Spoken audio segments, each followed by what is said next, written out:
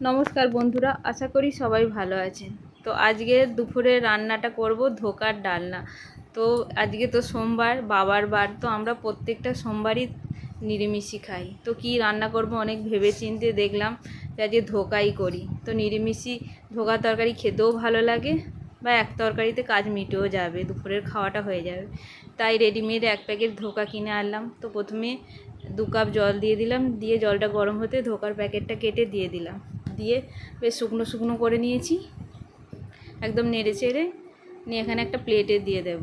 প্লেটে দিয়ে পুরো ওটাকে সমান করে একটু চাড়িয়ে নেব। তো এইভাবে ধোকার ডালনা তো রান্না করে খেলে তো দারুণ লাগবে খেতে, বা ধোকা খেতেও ভালো। তো এটা নিরামিষের দিনে বেশ রান্নাটা করে খাওয়া যেতেই পারে। যদি রেসিপিটা ভালো লেগে থাকে তাহলে একটা কমেন্ট করবেন, আর প্লিজ চ্যানেলটাকে একটু সাবস্ক্রাইব করবে আর পুরো ভিডিওটা দেখার অনুরোধ রইল। তো ওখানে ধোকাটা আমি থালাতে চাড়িয়ে দিয়ে এখানে মশলাটা রেডি করে নেব। সামান্য একটু আদা দিয়েছি, লঙ্কা গুঁড়ো, জিরে গুঁড়ো, ধনে গুঁড়ো তো দিতেই হবে, তো মশলা তো না দিলে তো রান্না বেমানান, তাই ওগুলো সব দিয়ে দিলাম। এখানে একটা গোটা টমেটো দিয়ে দিয়েছি, দিয়ে এটা একটা পেস্ট করে নেব।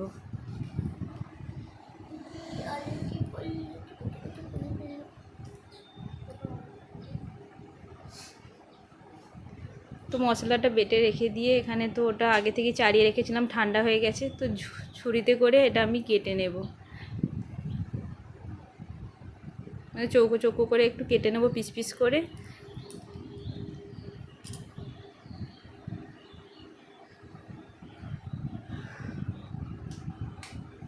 তো বাড়িতে এমনি ধোকা বানিয়ে রান্না করা যায়, কিন্তু আমার কাছে হাতে একটু কম সময় ছিল বলে আমি রেডিমেড কিনে নিয়ে এসেই করলাম আর কি। কিন্তু বাড়িতে তৈরি করে খেলেও খুব ভালো লাগে খেতে।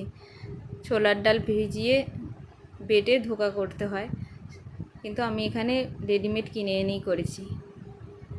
তো এই দেখুন পিস পিস করে কেটে নিয়েছি, নিয়ে এখানে গ্যাসটা অন করে একটা কড়াই চাপিয়ে দিয়েছি, নিয়ে কিছুটা সর্ষের তেল দিয়ে দেবো।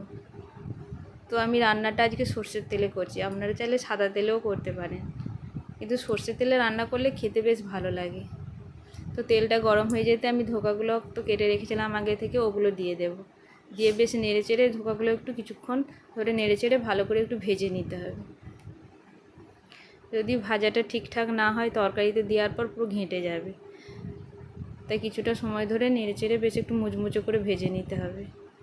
এই ধোকাটা শুধু যে রান্না করে খেতে কিন্তু ভালো লাগে তা নয়, এটা বেশ এই ভাজাটাও যদি গরম ভাতের সঙ্গে খাওয়া যায় কিন্তু খুব ভালো লাগে।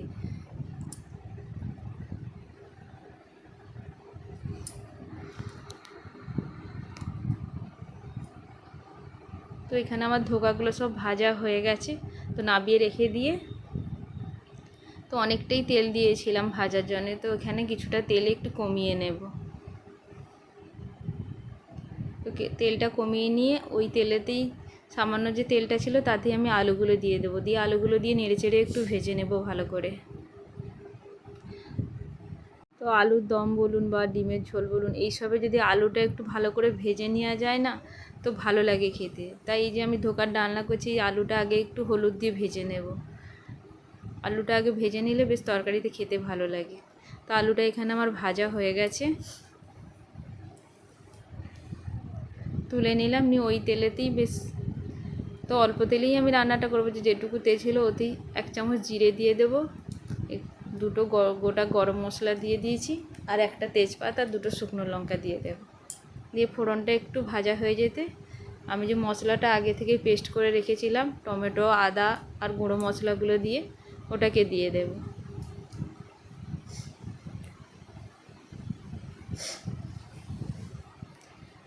মশলাটা দিয়েও বেশ কিছুটা সময় ধরে কষে নিতে হবে, যেহেতু আদাটা আছে, মশলাটা না কষলে আদার কাঁচা গন্ধটা ছাড়বে তরকারিতে। তাই মশলাটা কিছুক্ষণ ধরে একটু কষে নেব। তো আমি একটু হিং দিলে দিতে পারতাম, কিন্তু এই যে রেডিমেড যে ধোকার প্যাকেটটা কিনে এনেছি ওতেই হিং দেওয়া ছিল, তাই আমি আর আলাদা করে হিং দিলাম না। হিঙের তরকারিও খেতে ভালো লাগে, আর নিরামিষি তরকারি যদি হিং দেওয়া যায় একটু, আরও দারুণ টেস্ট লাগে। এই ধোকার ডালনাতে আমি হিং দিতে পারতাম, কিন্তু হিং যেহেতু দেওয়া আছে তাই দিলাম না। তা আপনারা রেডিমেড ধোকা যদি না কিনে এনে বাড়িতে রান্না করেন তৈরি করে, তাহলে ওতে কিন্তু একটু হিং দেবেন, খেতে কিন্তু দারুণ লাগবে। তো মশলাটা অনেকক্ষণ নেড়ে চেড়ে কষে নেওয়ার পর আমি তো আলুটা আগে থেকে ভেজে রেখেছিলাম, ওটা দিয়ে দেবো। এই আলুটা দিয়েও বেশ কিছুটা সময় ধরে একটু কষে নেব।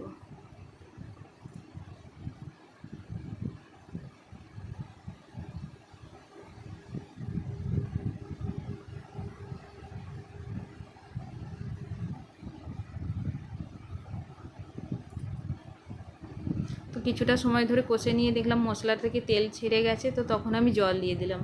তো ধোকার ডালনাটা আমি করব যে একটু বেশ কাই কাই মাখা মাখা হবে, তাই বেশি জল দিলাম না, অল্প জল দিয়ে কিছুক্ষণ ফোটাতে দিয়ে দিলাম যাতে আলুগুলো একটু সেদ্ধ হয়ে যায়।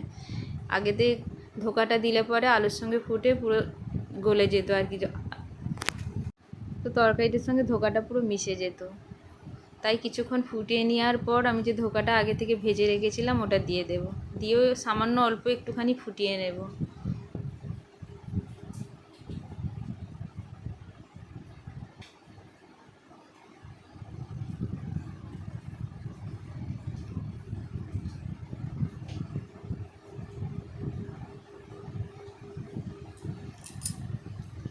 তো কিছুক্ষণ ফুটিয়ে নেওয়ার পর নামাবার আগে একটু গরম মশলা দিয়ে দিলাম।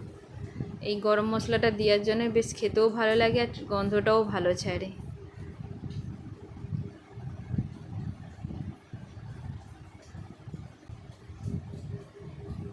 তো এইভাবে ধোকার ডালনা রান্না করে একবার খেয়ে দেখবেন, দারুণ লাগে। যদি ধোকার ডালনা রেসিপিটা ভালো লেগে থাকে তাহলে একটা কমেন্ট করবেন বন্ধুরা।